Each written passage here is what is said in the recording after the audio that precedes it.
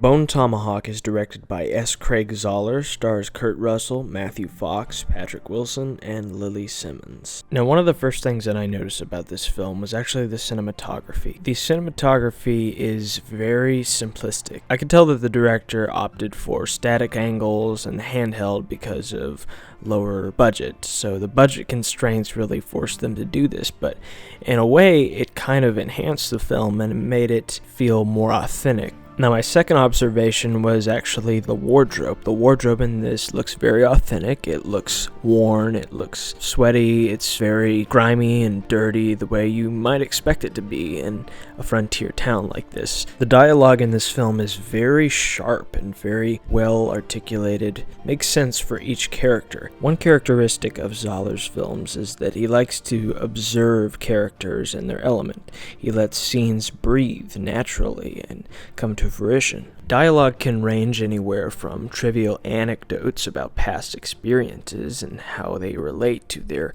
current predicaments to other more poignant stories. Characters feel like they lived and inhabited this world before the camera was even placed on the set. They look and act like real people with real history and dreams that extend beyond the bookends of the story. Watching the finale was like witnessing a plane catch on fire over the Atlantic, violent and entertaining, but plagued with a familiar and overwhelming sense of doom. This could be because of the shared themes with The Hateful Eight and The Thing, or it could be that Kurt Russell's presence produces that nostalgia factor. Like Zoller's more recent endeavor, Dragged Across Concrete, this movie likes to take its time at places where most directors would cut away.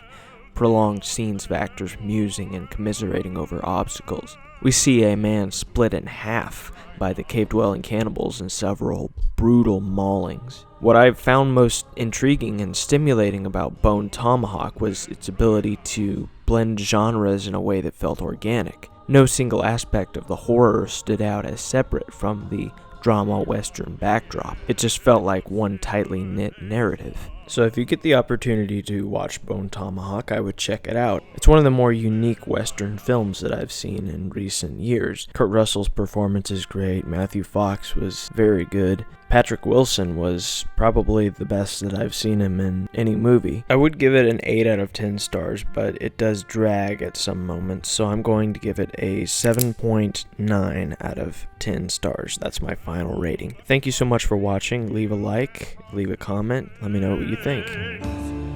Weathering elements.